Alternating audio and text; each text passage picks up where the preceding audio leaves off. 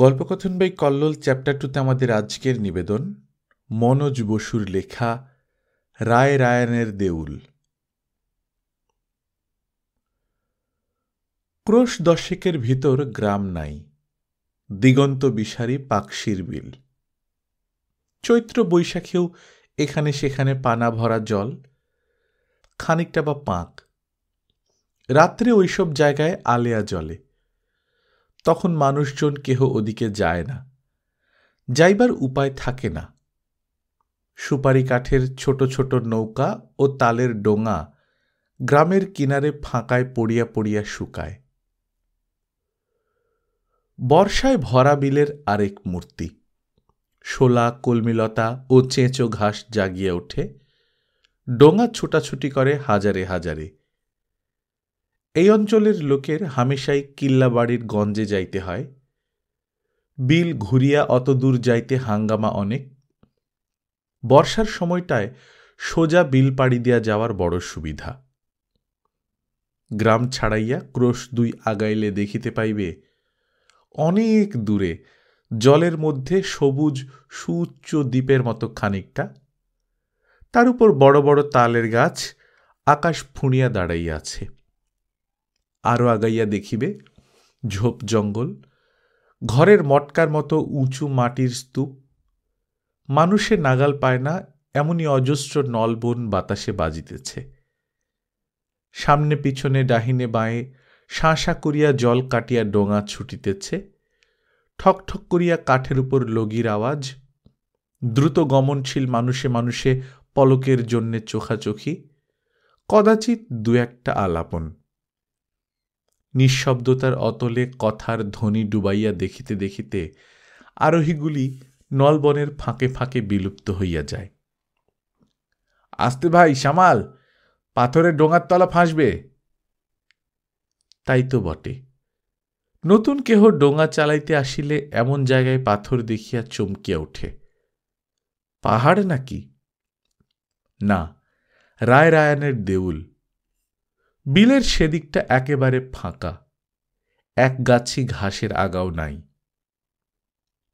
কিন্তু ভোরের দিকে সেখানে গিয়া পড়িলে আর চোখ ফিরাইবার উপায় থাকে না।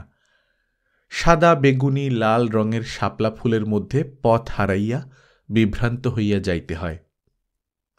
জলের মধ্যে বড় বড় পাথরে খোদা ভাঙাচোরা কত মূর্তি। ময়ূরের সাপ ধরিয়াছে, ময়ূরের ঠোঁট আছে, পা নাই। পদ্মফুল পাপড়িগুলি ভাঙিয়া থ্যাবড়া হইয়া গিয়াছে। হাত ও নাক ভাঙা উড়ন্ত অপ্সরী অল্প অল্প মাথা জাগাইয়া আছে।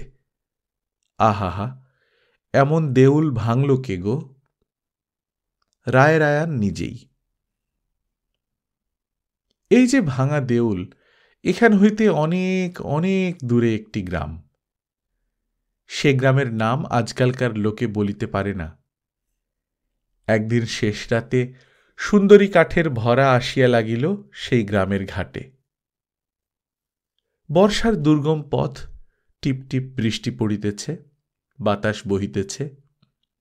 সকলে মানা করিল, রাতটুকু নৌকায় কাটাইয়া সকালবেলা বাড়ি যাইও। রামেশ্বর শুনিল না। 7 দিন আজ বাড়ি ছাড়া, ঘরে তরুণী বউ, আর মা বাপ মরা ছোট বৈমাত্রেয় ভাইটি। যাবার বেলা বধূর চোখে জল দেখিয়াছিল। অনেক রকম আবদার ছিল তার।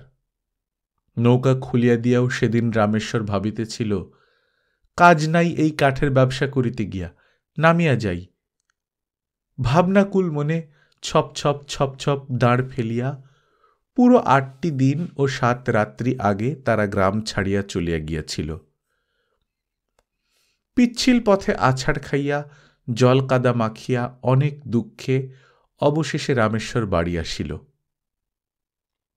হঠাৎ চমকাইয়া দিবে এই মতলবে আগে কাহাকেও ডাকিল না। টিপি টিপি খোড়ো ঘরের তাওয়ায় উঠিল। সবল 2টি বাহু দিয়া নড়বড়ে দরজায় দিবে এইবার প্রচণ্ড ঝাঁকি। ঘুম উড়িয়া গিয়া ঘরের মধ্যে উঠিবে ভয়ার্ত কোলাহল।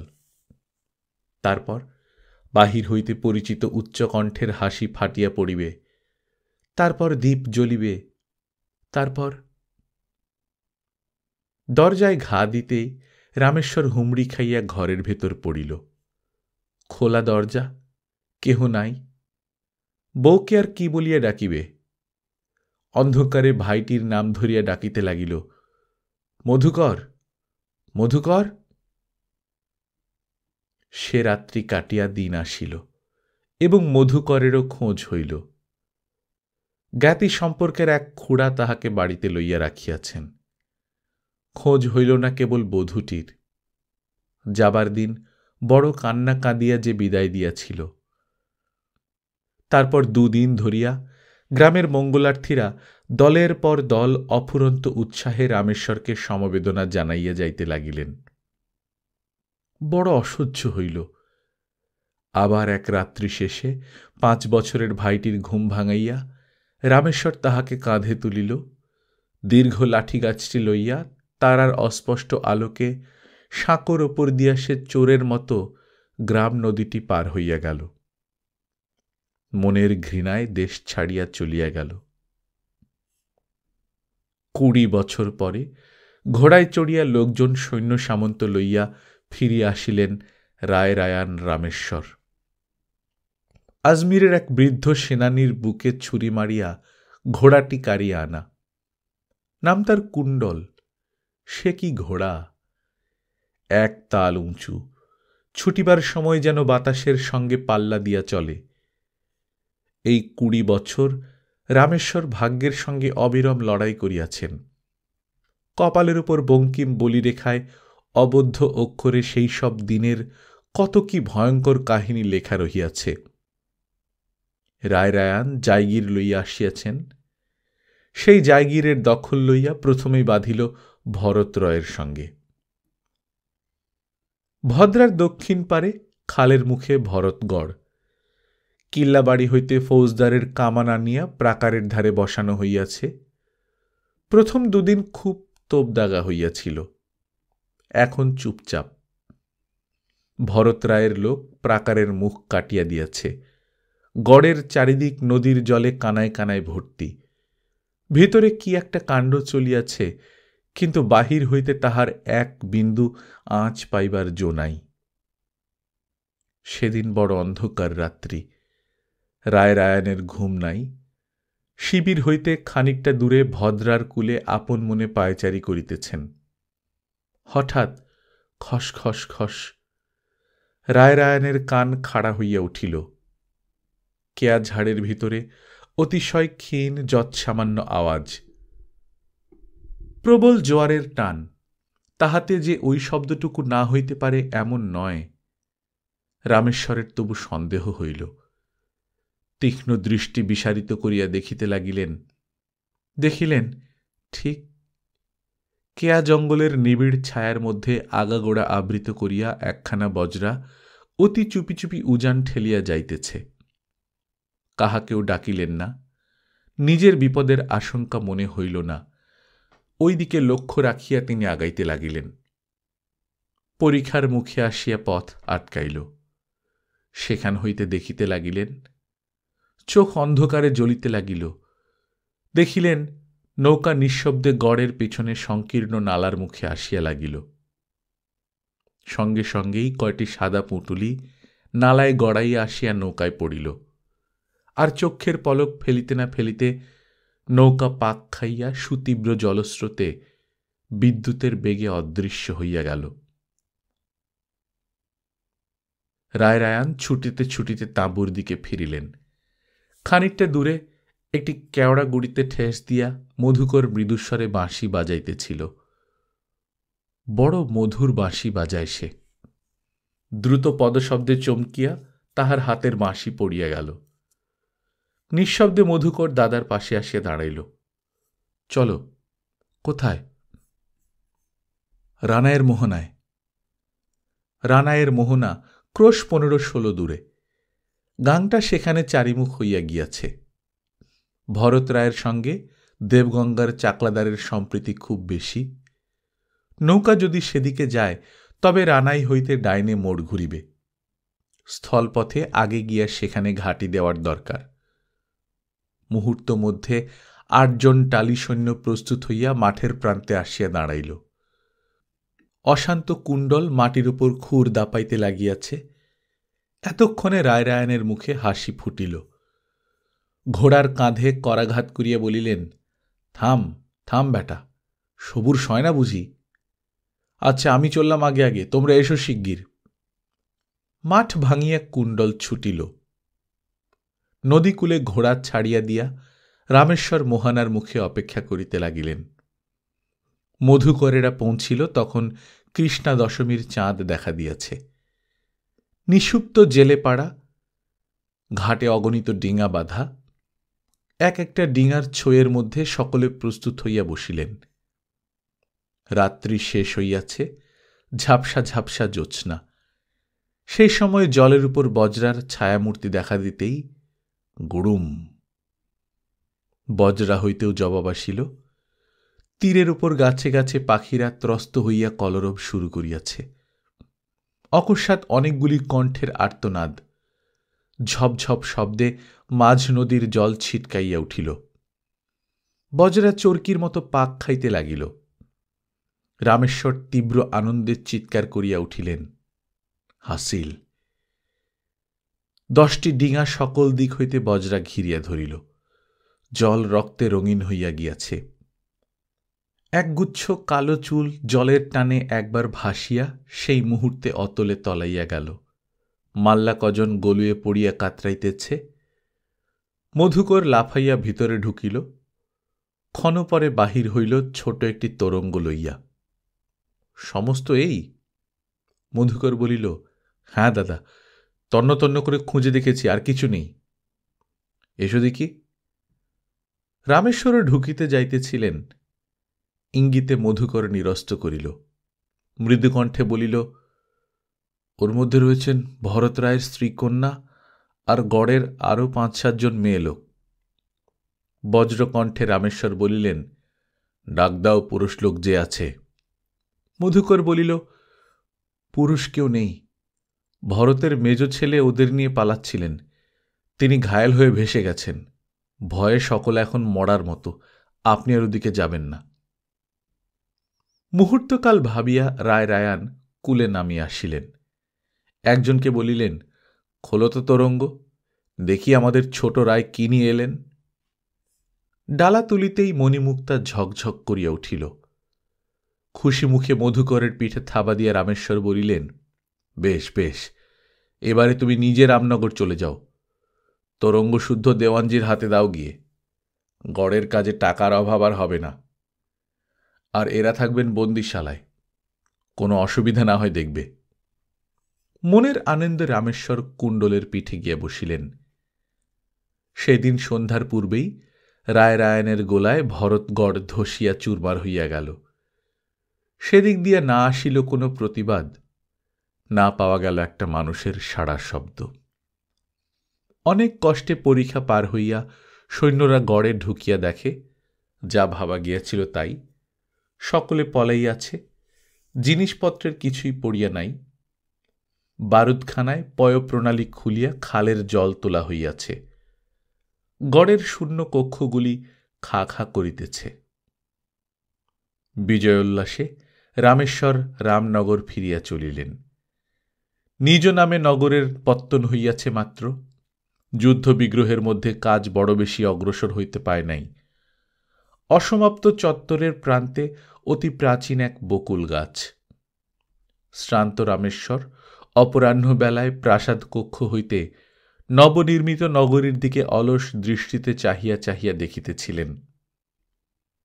অকস্মাৎ চমকিয়া উঠিলেন। দেখিলেন চত্বরের প্রান্তে বকুলের ছায়াচ্ছন্ন তলদেশে অপ্সরীর মতো লঘুগামিনী বড় রূপসী একটি মেয়ে। মধুকর কি কাজে সেইখানে আসিয়াছিলেন? রায়রায়ণ জিজ্ঞাসা করিলেন, কে ওটি? ভরত রায়ের মেয়ে। রামেশ্বর ভাইয়ের দিকে তাকাইলেন।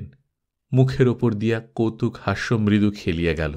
বলিলেন, বন্দিশালায় বন্দীদের রাখবার নিয়ম, এ কি করেছ? কিন্তু নিয়ম হইলেও এছাড়া যে অন্য উপায় ছিল না, মধুকর প্রাণপণে তাহা বুঝাইতে লাগিল।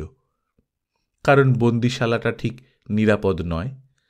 তাছাড়া সেখানে থাকার অসংখ্য অসুবিধে, এমন অসুবিধে যে রাখাই চলে না। রামেশ্বর তবু মৃদু হাসিতেছেন দেখিয়া আরো বিব্রতভাবে মধুকর বলিল, আপনি দেখেননি তাই, দেখতেন যদি, সে যে কি ভয়ানক কান্নাকাটি। কান্নাকাটি খুব ভয়ানক? রামেশ্বর সহসা সোজা হইয়া বসিলেন। মুখের কৌতুক হাস্য নিভিল, চোখ জলজল করিয়া উঠিল। ম্লান অপরাহ্ন আলোয় রহস্যাচ্ছন্ন অর্ধসমাপ্ত বিস্তীর্ণ নগরী, পশ্চিমে মাঠের প্রান্তে রক্তিম আভা বিলের জলে ডগমগ করিতেছে।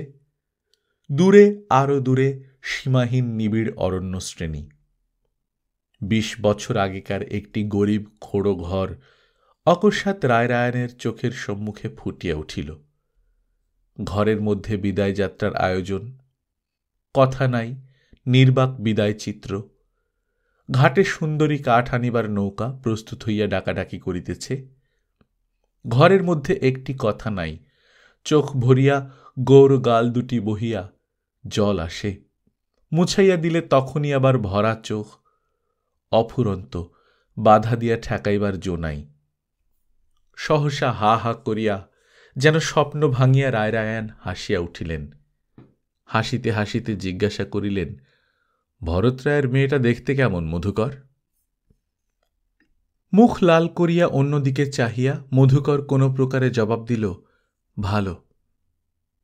তাড়াতাড়ি সে বাহির হইয়া গেল। ভাইয়ের গমন পথের দিকে গভীর স্নেহে তাকাইয়া রায়রায়ণ মৃদু মৃদু হাসিতে লাগিলেন।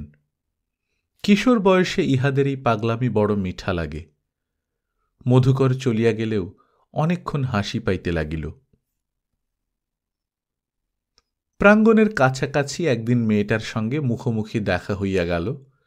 সে একাকী দিকপ্রান্তে একাগ্র চোখে তাকাইয়াছিল। তুমি কে? গভীর কণ্ঠে মুখ ফিরাইয়া থতমত খাইয়া মেয়েটি বলিল, আমার নাম মঞ্জরী। রায়রায়ণ বলিলেন, তুমি তো ভরত রায়ের মেয়ে। শুনেছ বোধ হয়, তোমাদের গড়ের ভেতর অবধি ঘুরে এসেছি, কিন্তু অদৃষ্ট খারাপ, রায়মশায়ের দেখা পাইনি। বলতে পারো তিনি কোথায়? আত্মগৌরবে রামেশ্বর যেন ফাটিয়া পড়িতে লাগিলেন। বলিলেন, চুপ করে চোখ নিচু করে রইলে যে বড়, জবাব দাও। গরজ আমারই। বীরবরের ঠিকানাটা পেলে তোমাদের বোঝা নামিয়ে অব্যাহতি পাই। ভয় নেই গো, আমরা কেউ যাচ্ছি না, খালি তোমাদের পালকি করে পাঠাবো। নিষ্ঠুর বিদ্রূপে মঞ্জরীর চোখ জ্বালা করিয়া জল আসিল। সুন্দরীর চোখের জল বড় পরিতৃপ্তির সঙ্গে রায়রায়ণ উপভোগ করিতে লাগিলেন। বলিলেন, রাগ করো না, ভাগ্যিস আমাদের সঙ্গে দেখা হয়ে গেল, না হলে কোথায় আশ্রয় পেতে বলো দেখি? ভদ্রার জলে। কুমারী মুখ তুলিল, চোখ যেন জ্বলিতেছে। বলিতে লাগিল, ভদ্রার জলে আশ্রয় হতো রায়রায়ণ, সে হতো ভালো আশ্রয়। আগে তো বুঝতে পারিনি যে আপনি। রামেশ্বর দীর্ঘকাল ধরিয়া হাসিতে লাগিলেন। ব্যঙ্গের সুরে বলিলেন, কিছুই বুঝতে পারোনি? দেওর শুনে কি ভাবলে বলো তো? ভাবলে শ্বশুর বাড়ি থেকে ঘোড়া পালকি নিয়ে মানুষ এসেছে, পটকা ছুটছে না? মঞ্জরী বলিল, ভেবেছিলাম জোলো ডাকাত, ঘুণাক্ষরে আপনাকে সন্দেহ হয়নি। তারপর চোখ মুছিয়া দৃপ্ত কণ্ঠে কহিতে লাগিল, রায়রায়ণ, আপনার সমস্ত খবর দেশের লোকে জানে। চিরকাল আপনাকে একঘরে হয়ে থাকতে হবে ভেবেছেন কি? মিছামিছি এত জাঁক করে এইসব গড় করছেন, আপনার ওই গড় খায়ের জলে ডুবে মরা উচিত। মেয়েটির দুঃসাহসে রায়রায়ণ স্তম্ভিত হইলেন, কিন্তু তুচ্ছতম প্রতিপক্ষের সামনে রাগ দেখাইবার ব্যক্তি তিনি নহেন। বরঞ্চ আঘাত যে যথাস্থানে গিয়া বাজিয়াছে তাহাতে বড় আনন্দ হইল। সহাস্য নেত্রে তেমনি চাহিয়া বলিলেন, বটে। মঞ্জরী বলিতে লাগিল, এই জায়গির কেমন করে আপনি নিয়ে এসেছেন লোকে সমস্ত জানে। চাকলাদারের আপনাকে ঘৃণা করে, তারা কোনোদিন আপনাকে দলে নেবে না। তারা সব চাকলা গড়েছে গায়ের জোরে, আমি রোমরাহের ঘরে মেয়ে লোক ভেট পাঠিয়ে নয়। ভালো ভালো বলিয়া মৃদু হাসিয়া নির্লিপ্তভাবে রামেশ্বর ফিরিয়া চলিলেন।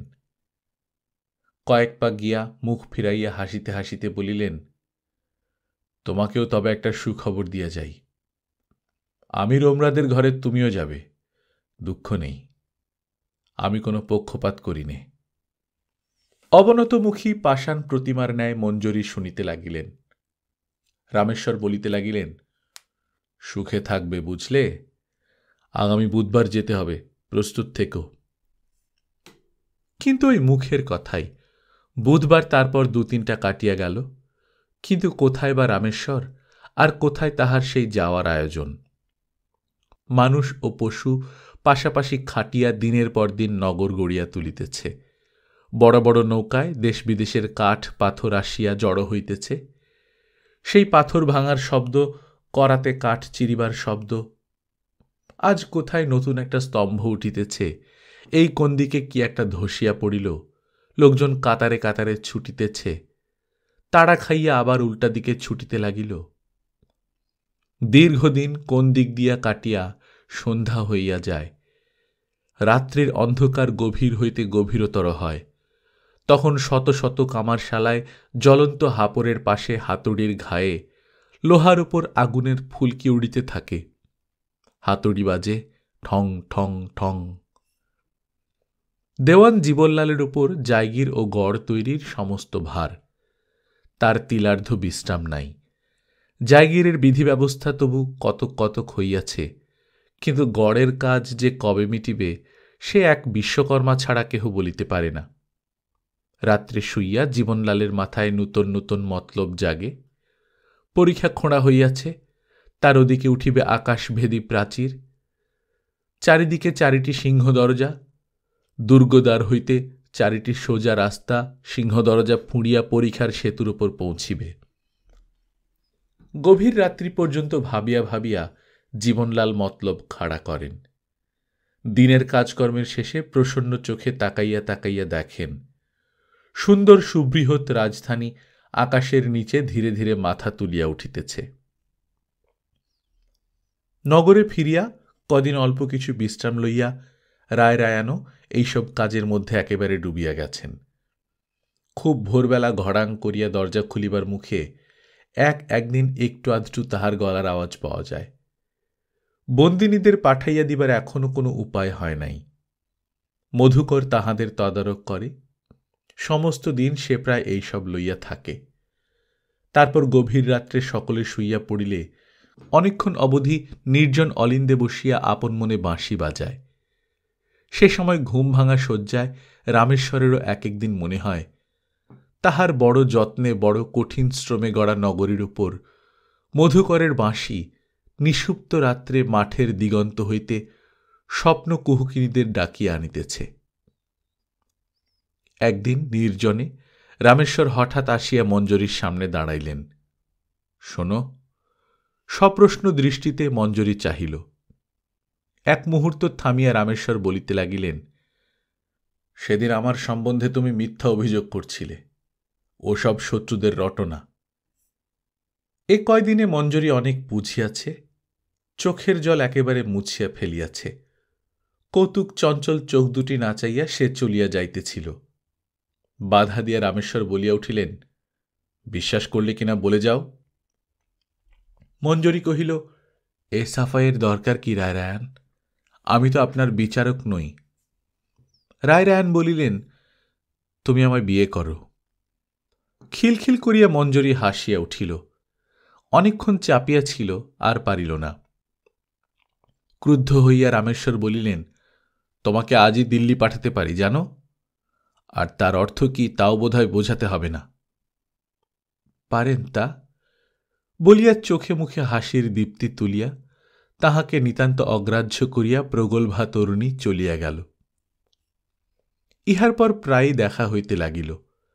দেখিলেই মঞ্জরী হাসিয়া পলাইত। একদিন রামেশ্বর তাহার হাত ধরিয়া ফেলিলেন।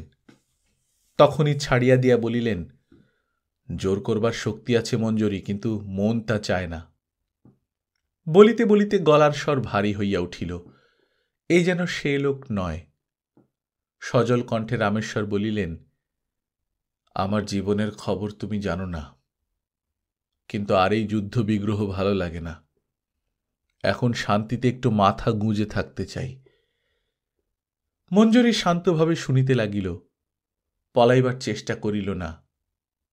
রায়রায়ান ২০ বছরের কাহিনী বলিয়া চলিলেন।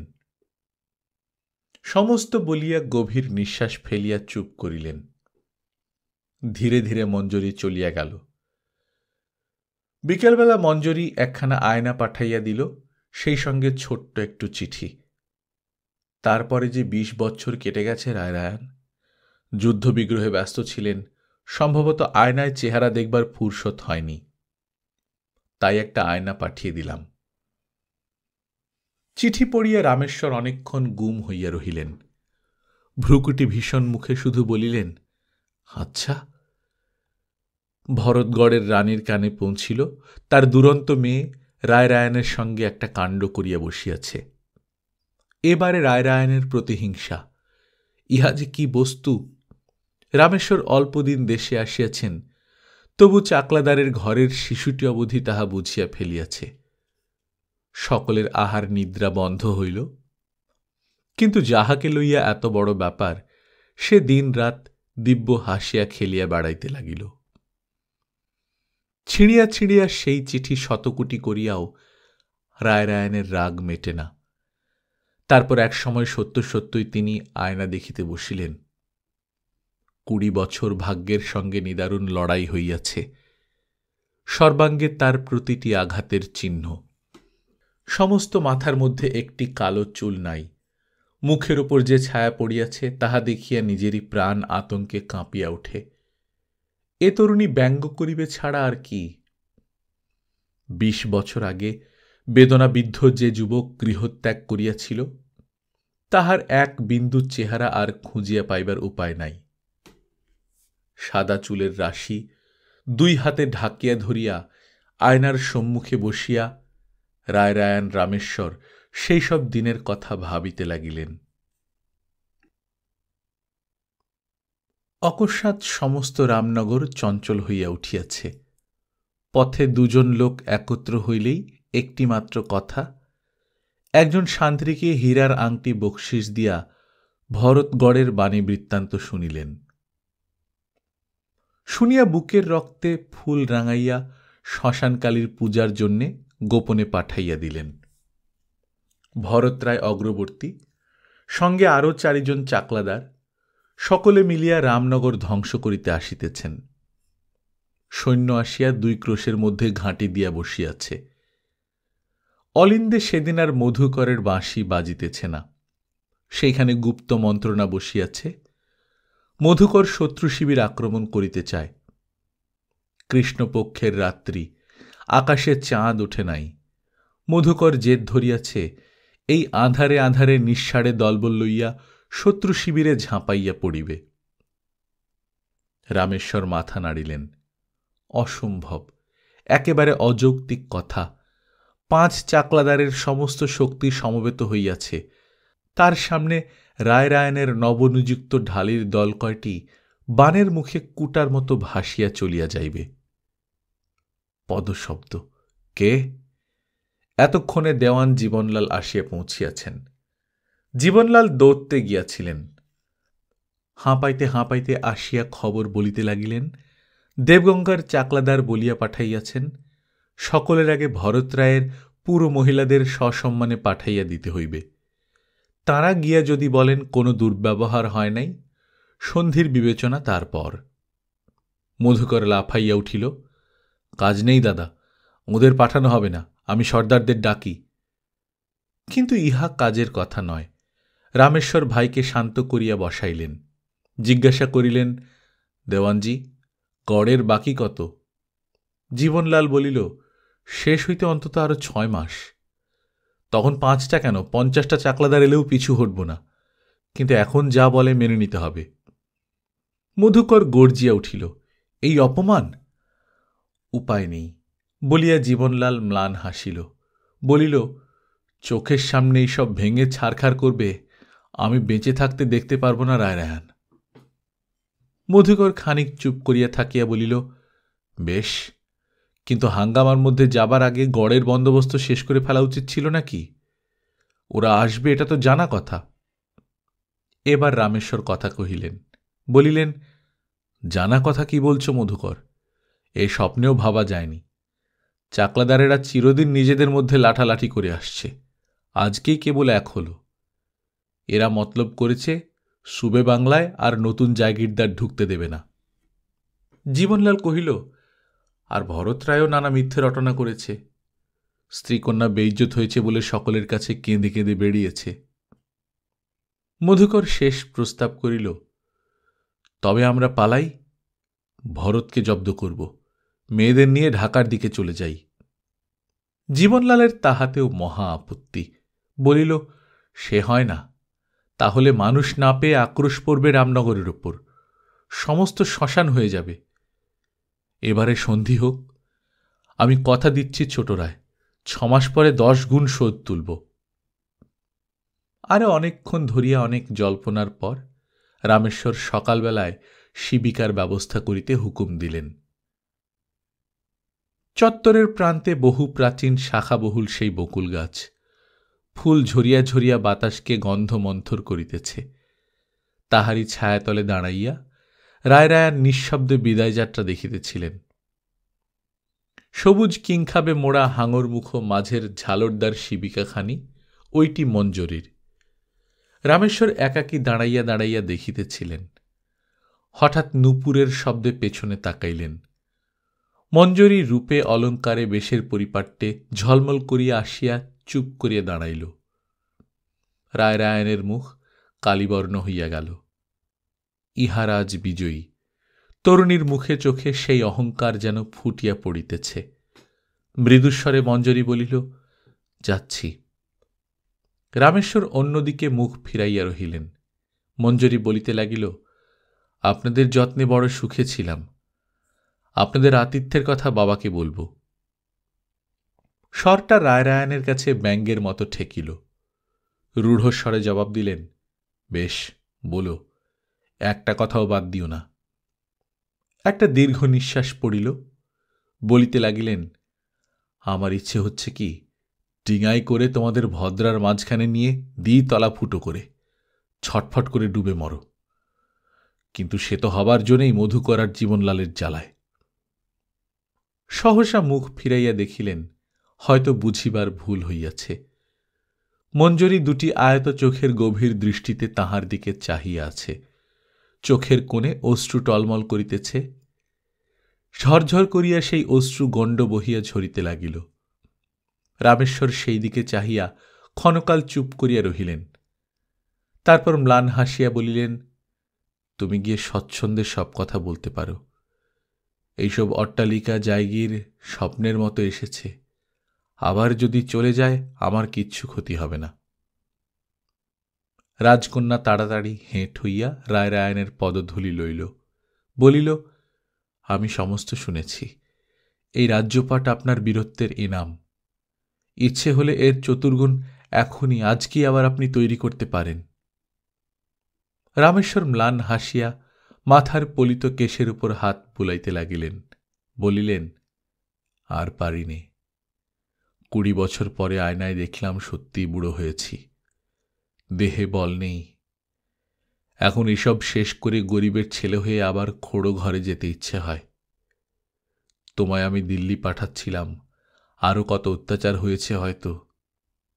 আমার সমস্ত অপরাধ তোমার বাবাকে বলো মঞ্জরি। মঞ্জরি দৃঢ় কণ্ঠে বলিল, মিথ্যা কেন বলব?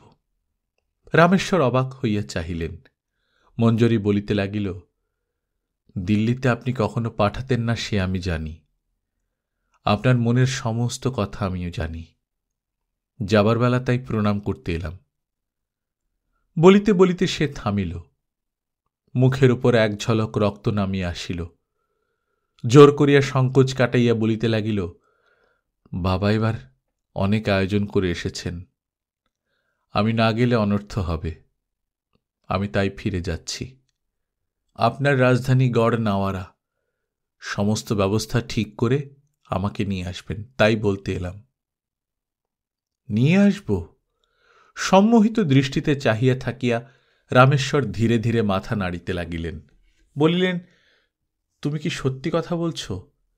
আমি বুড়ো হয়ে গেছি, মন বড় দুর্বল মঞ্জরী। মঞ্জরী রায়রায়ণের দুই পায়ের মধ্যে মাথা গুঁজিয়া চুপ করিয়া রহিল। অশক্ত বৃদ্ধ নয়, রণশ্রান্ত মহাবিজয়ী বীর তার সম্মুখে। অনেকক্ষণ পরে মাথা তুলিয়া অশ্রু ভরা চোখে কুমারী হাসিল, ম্লান কিন্তু বড় মধুর হাসি। বলিল, নিয়ে আসবেন। জন্মাষ্টমীর রাত্রে আমরা প্রতি বছর গড়ের বাইরে শ্যামসুন্দরের মন্দিরে যাই। সঙ্গে 50 মাত্র রক্ষী থাকে। এখনো তার 6-7 মাস দেরি। আপনি এর মধ্যে গড় শেষ করুন, কুণ্ডলকে নিয়ে যাবেন। আমি ভদ্রার কুলে কৃষ্ণচূড়ার তলায় অপেক্ষা করব। আপনি আর আপনার কুণ্ডল আমাকে উদ্ধার করবেন। ঝুনঝুন নুপুর বাজাইয়া মঞ্জরী ধীরে ধীরে শিবিকায় গিয়া বসিল। গড়ের কাজে পরদিন হইতে চতুর্গুণ লোক লাগানো হইল। পুরীর সামান্য কর্মচারীটি পর্যন্ত বুঝিয়াছে রায়রায়ান প্রতিহিংসার জন্য অধীর হইয়া উঠিয়াছেন। জীবনলাল মহিলাদের পৌঁছাইয়া দিতে গিয়াছিল। ফিরিতে রাত হইল। তারপর গভীর রাত্রে আগের দিনের মতো আবার গুপ্ত পরামর্শ। চাকলাদারেরা সসৈন্যে ফিরিয়া যাইতে রাজি হইয়াছেন, কিন্তু ভূষণার মধ্যে রামেশ্বরকেই নতুন গড় গড়িতে দেওয়া হইবে না। জীবনলালের পরামর্শ ইসলামাবাদের দিকে গিয়া ফিরিঙ্গিদের শরণ লওয়া। সেখানে জায়গিরের বিলি ব্যবস্থা করিতে বেগ পাইতে হয় না। বাদশাহের নিকট হইতে একটি নূতন ফরমান আনিবার অপেক্ষা মাত্র। কিন্তু রামেশ্বর ঘাড় নাড়িলেন। আর তাহার নূতন করিয়া ভাগ্য খুঁজিবার উৎসাহ নাই। একদিন রামেশ্বর কিল্লাবাড়িতে ফৌজদারের সঙ্গে পরামর্শ করিতে গেলেন। তারপর অনেক দিন ধরিয়া এই পরামর্শ চলিল। জীবনলাল ইতিমধ্যে ইসলামাবাদের দিকে চলিয়া গিয়াছে। গড়ের সমস্ত কাজকর্ম বন্ধ। অর্ধসমাপ্ত পরীক্ষা ও নগর শ্মশানের মতো খাঁ খাঁ করিতেছে। পাকশির বিল ইদানিং মজিয়া গিয়াছে। চৈত্র বৈশাখে প্রায় শুকাইয়া আসে। তখন দিগন্তব্যাপ্ত নিবিড় কৃষ্ণ অবিচ্ছন্ন জলধারা ক্রোশের পর ক্রোশ তরঙ্গিত হইত। বড় শুকনার সময়ে গোটা 20-25 চর মাত্র সীমাহারা বাড়ির সমুদ্রের মাঝখানে অসহায়ের মতো মাথা উঁচু করিয়া থাকিত। বিলের কিনারা দিয়া কিল্লাবাড়ি যাইবার পথ। মাসাবধি পরে কুণ্ডলের পিঠে চড়িয়া একদিন রামেশ্বর ফিরিয়া আসিতেছিলেন। ফৌজদার শেষ পর্যন্ত কোনো সুবিধাই করিতে পারিলেন না। ফিরিবার পথে বিলের প্রান্তে আসিয়া বিদ্যুৎ চমকের মতো একটি সংকল্প হঠাৎ রামেশ্বরের মনে জাগিয়া উঠিল। রামনগরবাসী ও চাকলাদার মহলে রাষ্ট্র হইয়া গেল। পরাজিত অবমানিত রায়রায়ান মনোকষ্টে বিভাগী হইতে বসিয়াছেন। দিবারাত্রি অন্তপুরের মধ্যে শ্যামসুন্দরের উপাসনায় তিনি মাতিয়া থাকেন। তারপর অনেক দিন পরে একদিন কুণ্ডলের পিঠে রায়রায়ান বাহিরে আসিয়া দাঁড়াইলেন। সহস্র প্রজা সমবেত হইয়াছে। জীবনলালও সেই দিন ফিরিয়াছে। সে চুপি চুপি বলিল, এসবে কাজ নেই প্রভু, ইসলামাবাদ চলুন। পর্তুগিজদের সঙ্গে শর্ত হইয়া গিয়াছে, ইসলামাবাদে রাজ্যপত্তন করিতে আর গোল নাই। সেখান হইতে রাজ্য ক্রমশ বিস্তৃত হইয়া একদিন ভূষণাকেও গ্রাস করিবে। জীবনলাল সেই স্বপ্নে মাতোয়ারা। কিন্তু রামেশ্বর রাজি নহেন। নিরন্ন সর্বস্ব হারা হইয়া পথে পথে ঘুরিতে হইয়াছে। বিনিদ্র কত রাত্রি অজানা প্রান্তরের মধ্যে অশ্বপৃষ্ঠে কাটিয়াছে। দিন মাস বৎসরগুলি দেহের উপর পদাঙ্ক আঁকিয়া রাখিয়া দ্রুত পলাইয়া গিয়াছে। জীবনের শেষ প্রান্তে আসিয়া নূতন করিয়া তিনি আর সংগ্রামে মাতিবেন না। হাসিয়া বলিলেন, জীবনলাল, ইসলামাবাদে তুমি রাজ্য করো, আমি ফরমান এনে দেব। জীবনলাল জিভ কাটিয়া বলিল, প্রভু, আমার কাজ রাজ্য গড়া, রাজত্ব করা নয়। তবে মধুকরকে নিয়ে যাও, সে দেশ অরাজক। মগ আর ফিরিঙ্গি ডাকাতদের মধ্যে আমি তিলার্ধ বিশ্রাম পাব না। আমি পাকশির বিলের মধ্যে দেউল গড়ে শেষ কটা দিন শান্তিতে থাকব। কাছাকাছি ৫-৭টা সুদীর্ঘ চর, তাদের মাঝে অল্প অল্প জল কাদা। কুণ্ডলের পিঠের ওপর বল্লম উঁচু করিয়া রায়রায়ান। প্রথম যৌবনের দুর্ধর্ষ বিক্রম বুকের মধ্যে আবার নাচিয়া উঠিয়াছে। তীক্ষ্ণ দৃষ্টিতে একবার সামনের দিকে তাকাইয়া রায়রায়ান মাটিতে বল্লম ছুঁড়িয়া মারিলেন। অমনি সারবন্দি হাজার কোদাল পড়িল। ঝপ্পাস! সেই হাজার হাত হইল দিঘির উত্তর সীমা। বল্লম তুলিয়া লইয়া রায়রায়ান তীর বেগে কুণ্ডলকে ছুটাইলেন। কুণ্ডল উড়িয়া চলিল। একদমে আধক্রোশ গিয়া এক লহমা ঘোড়া থামিল। রায়রায়ান বল্লম পুঁতিয়া রাখিয়া রামনগরে ফিরিয়া আসিলেন। হাজার হাজার কোদাল দিনের পর দিন পড়িতে লাগিল। অবশেষে পোঁতা বল্লমের গোড়ায় আসিয়া দিঘি কাটা শেষ হইল। মাটির স্তূপে আকাশভেদী পাহাড় হইয়াছে। দেশ দেশান্তর হইতে বড় বড় পাথরের চাঁই আসিয়া জমিতে লাগিল। দিন রাত্রি সেই পাথর মাটিতে বসানো হইতেছে। পাথরের উপর পাথর বসাইয়া দ্রুত এক অতি বিচিত্র দেউল রচিত হইতেছে। কত স্তম্ভ, কত চূড়া, কত মনোহর কারুকার্য তাহার উপর। সমস্ত জীবনের সঞ্চিত স্বর্ণভাণ্ডার উজাড় করিয়া রামেশ্বর পাকশির বিলের মধ্যে ঢালিতে লাগিলেন। আকাশ আলো করে দাঁড়িয়েছে। চমৎকার! লোকে বলে রায়রায়ানের সাধন পীঠ। কোন দেবতার প্রতিষ্ঠা হবে কেহ বলিতে পারে না। ক্ষান্ত বর্ষণ মেঘান্ধকার ভাদ্র অষ্টমীর সন্ধ্যাকালে রামেশ্বর যাত্রা করিলেন। মঞ্জরী ভুলে নাই। মন্দিরের লৌহ সম্বন্ধ সুদৃঢ় বেষ্টনীর বাহিরে কৃষ্ণচূড়ার তলে আঁচল ঝাঁপিয়া সে প্রতীক্ষা করিতেছিল। মুহূর্তে ঘোড়ায় চড়িয়া রায়রায়ানের পৃষ্ঠলগ্ন হইল। রক্ষীরা সচকিত হইয়া দেখিল দস্যু কন্যাকে লইয়া পলাইতেছে।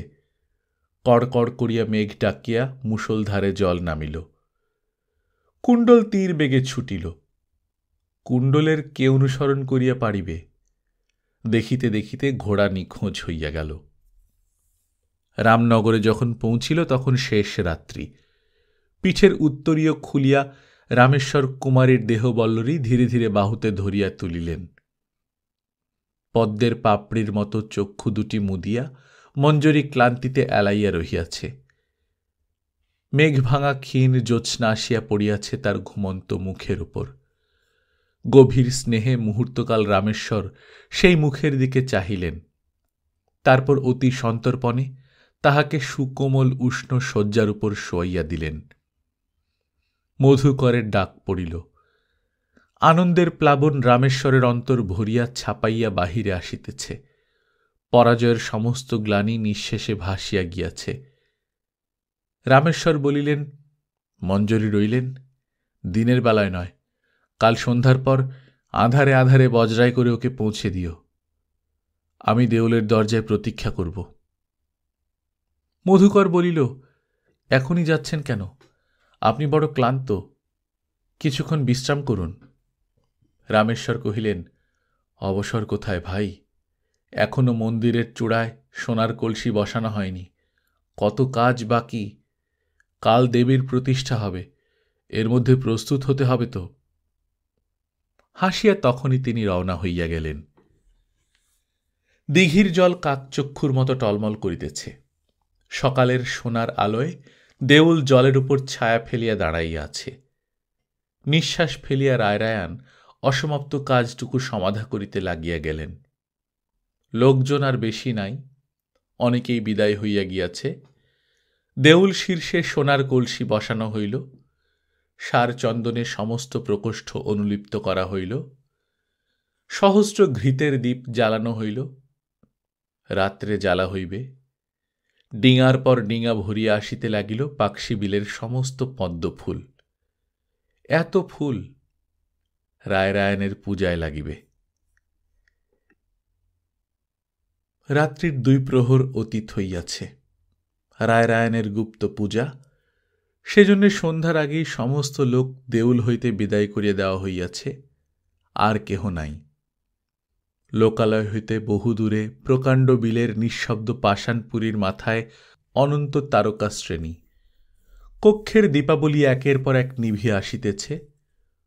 হু হু করিয়া নৈশ বাতাসে বিলের জল ছলছল করিয়া উঠিতেছে। রামেশ্বর ছুটিয়া জলের প্রান্তে গিয়া দাঁড়ান, বুঝি বজ্র আসিয়া ভিড়িল। আবার মেঘ জমিয়া তারা ঢাকিয়া অন্ধকার নিবিড় হইয়া আসিতেছে। সহসা রামেশ্বরের মনে হইল, মরিয়া প্রেত হইয়া তিনি যেন নির্জন দ্বীপভূমিতে ঘুরিয়া বেড়াইতেছেন। কণ্ঠে ধ্বনি নাই, পদতলে মৃত্তিকা নাই, অন্ধকার ছাড়া দৃষ্টি করিবার বস্তুও কিছু নাই। প্রবল প্রবাহশীল অনন্ত বায়ুমণ্ডলে তিনি হাহাকার করিয়া বেড়াইতেছেন। অন্তরাত্মা সত্য সত্যই তাহার কাঁপিয়া উঠিল। হা হা হা করিয়া অকস্মাৎ উদ্দাম হাসির সঙ্গে অমূলক ভয় ভাঙিতে চেষ্টা করিলেন। মনে হইল দূরের মসীকৃষ্ণ অন্ধকারের মধ্য দিয়া জলরাশি উত্তাল তাড়নে ভেদ করিয়া দ্রুতবেগে কি যেন আগাইতেছে। দুই চক্ষের সমস্ত দৃষ্টিশক্তি পুঞ্জিত করিয়া অন্ধকারের দিকে নির্নিমেষ চোখে চাহিয়া অধীর কণ্ঠে চিৎকার করিয়া উঠিলেন, মধুকর, মধুকর! ফিরিয়া আসিয়া আবার দ্বার প্রান্তে বসিলেন। দ্বীপ নিবিয়া গিয়া অন্ধকারের মধ্যে বিশাল সৌধকক্ষ অপরূপ রহস্যাবৃত দেখাইতেছে। বাতাস উঠিয়াছে। ঝড়ের বাতাস নৈশ নিস্তব্ধতা মথিত করিয়া নবনির্মিত দেউলের পাষাণ প্রাচীরে আর্তক্রন্দন তুলিয়া দাপাদাপি করিতে লাগিল। ক্রমে রামেশ্বর কোন সময়ে ঘুমাইয়া পড়িলেন। হঠাৎ বৃষ্টিসিক্ত শীতল হস্ত আসিয়া লাগিল বাহুর উপর। মুহূর্তে চমকিয়া জাগিয়া বলিলেন, এলি। চোখ মুছিয়া দেখেন মধুকর নহে, জীবনলাল। জীবনলাল নমস্কার করিল। উঠিয়া বসিয়া গম্ভীর কণ্ঠে রায়রায়ণ বলিলেন, আবার ইসলামাবাদ গিয়েছিলে না? কবে ফিরলে? জীবনলাল বলিল, আজ। সেখানে সমস্ত ঠিক করে এসেছি। ছোটখাটো গড়ের পত্তন হয়েছে। একটু বিরক্তির সঙ্গে রায়রায়ণ বলিলেন, সে কথা আমার সঙ্গে কেন দেওয়ানজি? ছোট রায়ের সঙ্গে বলো। জীবনলাল আবার নমস্কার করিয়া বিনীত কণ্ঠে বলিল, তিনি চলে গেছেন, আমি শুধু খবরটা দিতে এসেছি। মঞ্জরি তাহলে তোমার সঙ্গে এলেন? ব্যস্ত হইয়া রামেশ্বর উঠিয়া দাঁড়াইলেন। জীবনলাল বলিল, না প্রভু, তিনিও স্বামীর সঙ্গে গেছেন। ছোট রায় সেই খবর দিতে আমায় পাঠিয়ে দিলেন। নিবিড় অন্ধকারে কেহ কাহারও মুখ দেখিতে পাইলেন না। অনেকক্ষণ কাটিয়া গেল, দুজনই পাষাণ মূর্তির মতো দাঁড়াইয়া। তারপর রায়রায়ণ বসিলেন। হঠাৎ হাসিয়া উঠিয়া প্রশ্ন করিলেন, মধুকর কি বলে পাঠাল? তিনি বললেন, মঞ্জরি তার বাগদত্তা বধূ। 8 মাস আগে রামনগর প্রাসাদের অলিন্দে চন্দ্র সূর্য সাক্ষী করে গোপনে তাদের মালাবদল হয়েছিল। ভরত রায়ের কঠোর শাসন থেকে তাকে ছিনিয়ে আনা আপনি আর আপনার কুণ্ডল ছাড়া জগতে আর কারো সাধ্য হতো না। কৃতজ্ঞ চিত্তে তিনি আপনাকে প্রণাম পাঠিয়েছেন। বেশ বেশ বলিয়া বিল কাঁপাইয়া রামেশ্বর আবার হাসিয়া উঠিলেন। আর রানী মঞ্জরি? তিনি কিছু বললেন? জীবনলাল বলিল, রানী বলে পাঠিয়েছেন, বাধ্য হয়েই তাকে আপনার সঙ্গে একটু ছলনা করতে হয়েছিল। আপনি তাকে ক্ষমা করবেন। ভোর হইয়া গেলে জীবনলাল বিদায় লইতে আসিয়া দেখিল, রামেশ্বর জলের দিকে নিবিষ্ট মনে চাহিয়া আছেন। পদশব্দে মুখ তুলিয়া চাহিলেন, বলিলেন, জলে কেমন ছায়া পড়েছে, বড্ড বুড়ো হয়ে গেছি না? কেমন যেন উদ্ভ্রান্ত দৃষ্টি, পাগলের মতো। জীবনলাল বলিল, প্রভু, বিদায় দিন, এবার ইসলামাবাদ যাব। এখনই? হ্যাঁ, নতুন রাজ্য গড়ছি, অবসর নেই। আশীর্বাদ করুন রায়রায়ণ, এবার যেন সফল হই। রামেশ্বর গভীর কণ্ঠে আশীর্বাদ করিলেন। তারপর বলিলেন, আর একটা কাজ করে দিয়ে যাও দেওয়ানমশাই। যারা দেউল গড়তে এসেছিল তারা রামনগরে এখনো পুরস্কারের প্রতীক্ষায় অপেক্ষা করছে। তাদের একবার এখানে পাঠিয়ে দাও, কাজ আরো বাকি আছে। লোকজন আসিয়া পড়িল। রৌদ্রোজ্জ্বল দেউল চূড়ার সোনার কলসি ঝকঝক করিতেছে।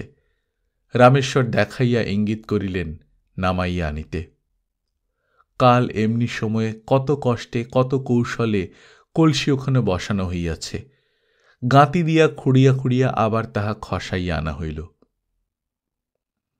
কলসি উপুর করিয়া তাহার উপর বসিয়া রামেশ্বর হুকুম দিলেন, ভাঙো দেউল।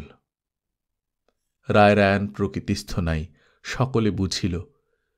কেহ অগ্রসর হইল না। রামেশ্বর পুনরায় বজ্রকণ্ঠে হুকুম দিলেন। কয়েকজন রামনগরে ছুটিয়া গেল খবর দিতে। কাল রাত্রে পূজা করিতে গিয়া রায়রায়ণ একেবারে উন্মাদ হইয়া গিয়াছেন। রামেশ্বর কলসি লইয়া ছুটিলেন কক্ষের মধ্যে। কুলুঙ্গির টানা খুলিয়া সঞ্চয়ের অবশেষ সমস্ত সুবর্ণ মুদ্রা বোঝাই করিয়া কহিলেন, ভাঙো দেউল। মুঠি মুঠি স্বর্ণমুদ্রা সকলের কোলে ঢালিয়া দিতে লাগিলেন। স্বর্ণমুঠি ধুলিমুঠির মতো ছড়াইতে লাগিলেন। বলিতে লাগিলেন, ভাঙো। তারপর নিজেই গাঁতি লইয়া ওপরে উঠিলেন। ঝুপ ঝুপ শব্দে ইট পাথর টুকরা টুকরা হইয়া পড়িতে লাগিল। মাসের পর মাস বাটালির আঘাতে পাষাণ খণ্ডগুলি জীবন্ত প্রতিমার রূপ ধরিয়াছিল। বৃদ্ধ রতনদাস শিল্পীদের সর্দার। নিজে সে গাঁতি ধরিতে পারিল না। প্রাঙ্গণের এক ধারে দাঁড়াইয়া চক্ষু মুছিতেছিল। উন্মাদ রামেশ্বর নামিয়া আসিয়া তাহাকে দেখিলেন। দেখিয়া মুখ হাসিতে ভরিয়া গেল। তাহার মুখের উপর অতি সন্নিকটে মুখ আনিয়া রামেশ্বর বলিতে লাগিলেন, কাঁদছ কেন? চুল পেকেছে বলে? এসো আমার সঙ্গে। কেহ কিছু বুঝিবার আগেই বিশাল তরঙ্গায়িত ঘোড়া দিঘির তলহীন ঘনকৃষ্ণ জলরাশির মধ্যে রামেশ্বর ঝাঁপ দিয়া পড়িলেন। হায় হায় করিয়া আকুল চিৎকার উঠিল। শত শত লোক তাহাকে ধরিতে সঙ্গে সঙ্গে ঝাঁপাইয়া পড়িল।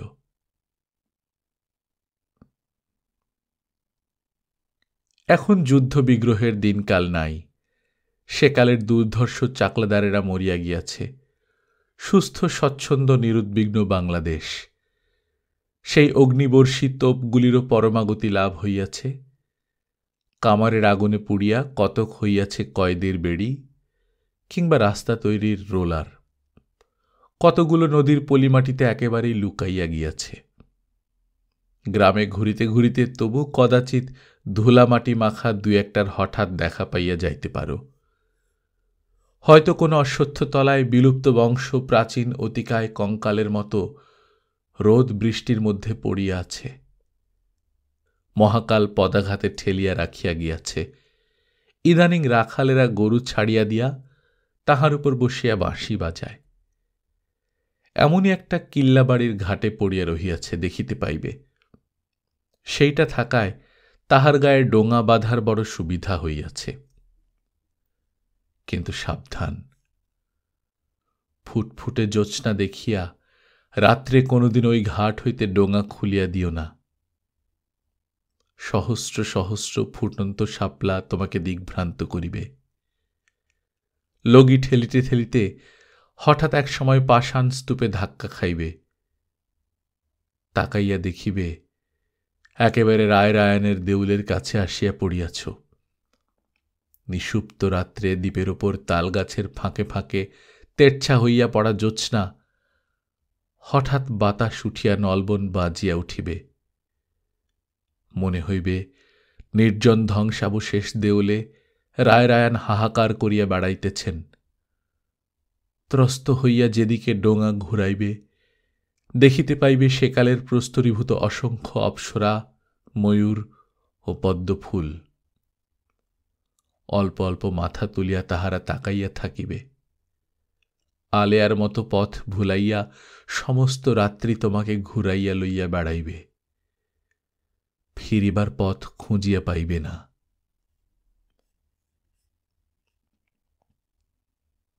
গল্পকথন বাই কল্লোল চ্যাপ্টার 2 শুনছিলেন মনোজ বসুর লেখা রায়রায়ণের দেউল। দেউল শব্দটার অর্থ আমি জানতাম না। এটা পড়ার সময় আমি সেটা গুগল করে খুঁজে নিয়েছি। দেউল অর্থ দেবালয়, অর্থাৎ এটা এক ধরনের মন্দির। গল্পটি কেমন লাগলো আপনারা জানাবেন। এর আগেও মনোজ বসুর আমরা আরও কিছু অতি চমৎকার গল্প পড়েছি। তার মধ্যে একটি হচ্ছে বনমর্মর, আমার খুবই প্রিয় একটা গল্প। আপনারা চাইলে বনমর্মর গল্পটা শুনতে পারেন। যে কোনো গল্পের নামের পরে কল্লোল লিখে সার্চ দিলেই আমাদের চ্যানেলের সেই গল্পটা যদি পড়া হয়ে থাকে সেটা আসবে।